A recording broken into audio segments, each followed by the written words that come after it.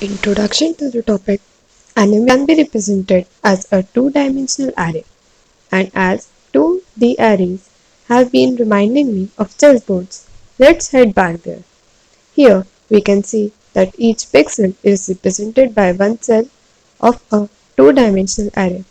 For simplicity, we will consider a perfect square image of n cross n dimensions, that is, 3 rows and 3 columns. We wish to achieve a 90-degree clockwise rotated version of the input image. Now, rotating an image is an easy task. Just take the value of that pixel and place it where it belongs in the rotated image. Rows can be shifted as this row becomes a column and columns become row, and we get our new matrix. But this is the worst case solution, which requires extra space. For bigger images, this results in a lot of extra storage. So, can it be avoided? Yes. We move on to a better solution, which doesn't require any extra space. It is in-place rearrangement of the whole matrix. For step 1, we transpose the matrix, that is, swap I and jth element with the j and ith element. After doing this for the whole matrix, we move on to step 2, that is, flip horizontally. We swap the I and jth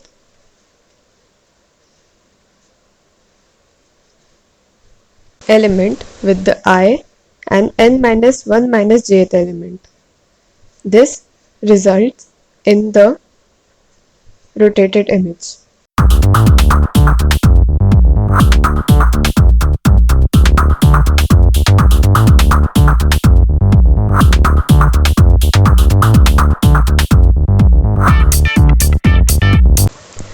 To really show this concept of rotation of an image, I have taken black and white pieces of a chessboard and arranged it in such a way that a white line appears, and then we perform the same algorithm on this particular setting to get the rotated image in which the white line, which was vertically in the starting, ends up becoming an horizontal line in the end.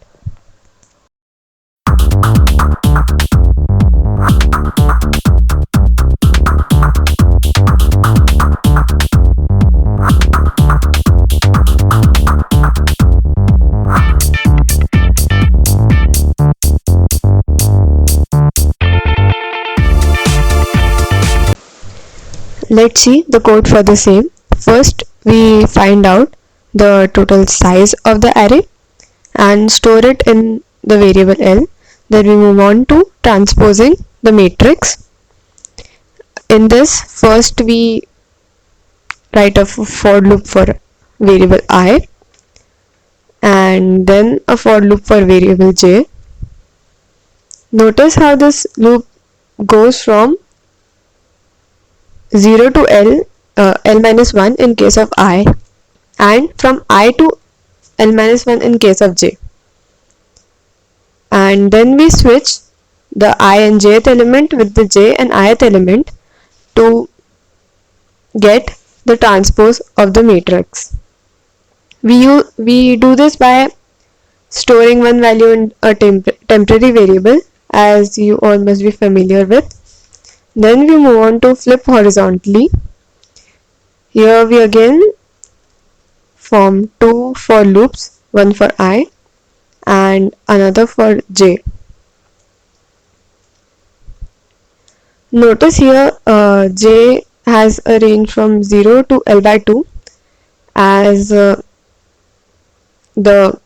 elements in the columns are swapped with each other. The first column with the last column, the second last column with the second column, and so on. Hence, j only goes from 0 to L by 2 in this case. And then again we write the code for swapping these two variables to obtain a horizontal flip. And now we end this by returning the original array A. The code has passed all the test cases we submitted and it's working.